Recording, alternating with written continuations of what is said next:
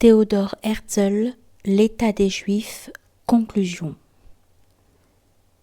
Il reste bien des défauts, des omissions, des répétitions inutiles, des négligences fâcheuses dans ce livre que j'ai longtemps médité et que j'ai souvent remanié.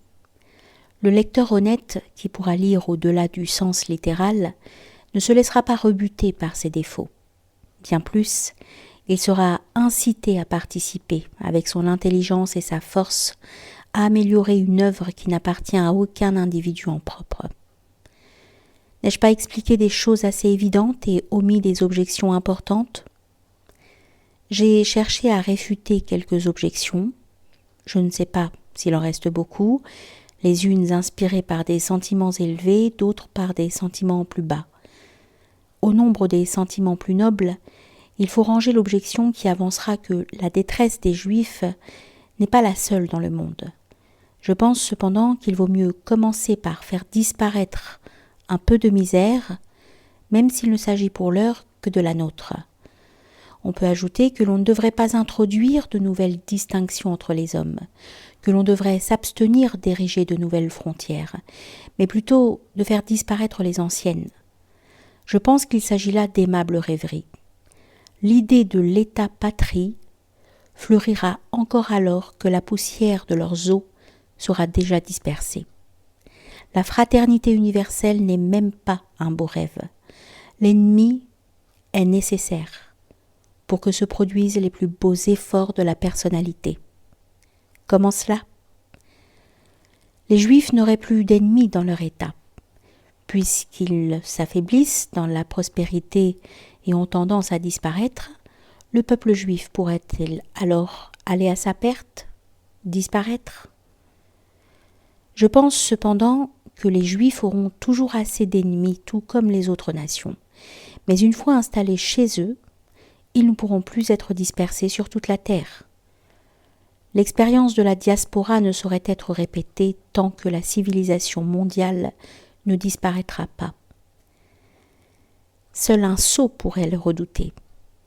La civilisation actuelle est assez puissante pour se défendre. Les objections plus viles que l'on m'oppose sont innombrables, de même que les hommes vils sont plus nombreux que les autres. J'ai déjà essayé d'écarter quelques-unes de ces idées à portée très limitée. Celui qui veut se ranger derrière le drapeau blanc aux 7 étoiles doit participer à la lutte idéologique. Il se peut que cette lutte doive être menée en premier lieu contre bien des Juifs malveillants, bornés et sans générosité. On dira sans doute que je fournis des armes aux antisémites. Pourquoi ? Parce que je dis la vérité ? Parce que je ne prétends pas qu'il n'y ait que des gens remarquables parmi nous ? Ne dira-t-on pas que je montre une voie qui pourrait être dommageable ? Je le conteste de la manière la plus absolue.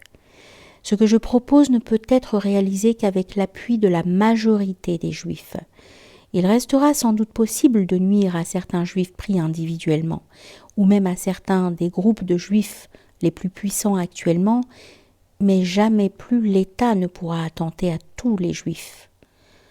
Là où l'égalité des droits a été accordée aux Juifs, elle ne peut plus être annulée, car une simple esquisse jetterait tous les Juifs, riches ou pauvres, vers les partis révolutionnaires.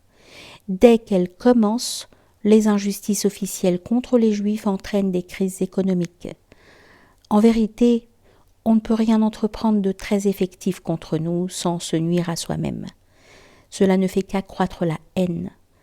Les riches le remarquent à peine, mais nos pauvres, qu'on pose la question à nos pauvres qui ont été prolétarisés plus que jamais depuis la résurgence de l'antisémitisme. Quelques riches penseront sans doute que l'oppression n'est pas encore assez forte pour provoquer l'émigration. Ils ajoutent que même lors d'actions violentes contre les Juifs, le désir d'émigrer n'est pas très apparent chez nos gens. Bien sûr, ils ne savent où aller, parce qu'ils ne peuvent aller que d'une misère à une autre. Mais nous leur montrerons la route de la terre promise. La superbe puissance de l'enthousiasme devra lutter contre la terrible force de l'habitude.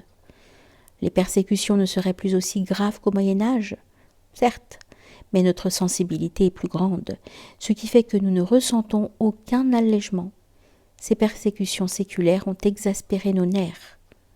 On dira encore, l'entreprise est sans espoir, même lorsque nous aurons obtenu le pays et la souveraineté parce que seuls les plus pauvres suivront, mais c'est précisément eux qu'il nous faut d'abord. Seuls les desperados sont aptes à la conquête. Quelqu'un dira, si cela est possible, ne l'aurait-on pas déjà réalisé ? Ce qui n'était pas possible autrefois l'est devenu aujourd'hui. Il y a de cela 100 ans, 50 ans, c'eût été pure rêverie. Aujourd'hui, tout cela est bien réel. Les riches, qui portent un regard d'appréciation sur les découvertes techniques, savent fort bien ce que l'on peut obtenir avec de l'argent. Comment cela se passera-t-il ? Précisément, ce sont les pauvres et les plus simples, qui ne se rendent pas encore compte de la puissance qu'ont les hommes sur les forces de la nature, qui s'attacheront le plus au nouveau message. Ils n'ont pas perdu l'espoir en la terre promise. Voici donc Juifs. Ce n'est pas un conte de fées. Ce n'est pas une escroquerie. Chacun peut s'en convaincre, car chacun emportera avec lui là-bas un morceau de terre promise, l'un dans sa tête, l'un dans ses bras, l'autre enfin avec ses biens légitimement acquis. On pourrait croire qu'il s'agit là d'une entreprise bien lointaine.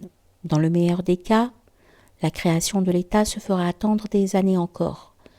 Entre-temps, les Juifs, en bien des endroits, seront raillés, insultés, battus, pillés ou même tués. Mais si nous commençons la réalisation de notre plan, l'antisémitisme s'arrêtera immédiatement et partout. La paix sera conclue. Dès que la Jewish Company sera créée, le télégraphe emportera la nouvelle partout dans le monde. Immédiatement, une détente sera perceptible. Nos classes moyennes qui produisent des intellectuels de culture moyenne en surnombre pourront ainsi former nos organisations, nos premiers techniciens, officiers, professeurs, fonctionnaires, juristes, médecins. Tout cela se développera sans heurts. On priera dans les temples pour la réussite de notre œuvre, mais on priera de même dans les églises. C'est la fin d'une ère d'oppression très ancienne dont nous avons tous souffert. Mais il faut d'abord que tout soit bien clair dans nos têtes. Il faut que notre idée puisse s'envoler vers les coins les plus reculés où se trouvent nos gens. Ils se réveilleront de leur long sommeil embrumé, car voici un nouveau contenu à notre vie. Que chacun pense à soi-même et le courant prendra de l'élan. Quelle gloire attend les combattants de cette idée. Les Maccabées ressusciteront.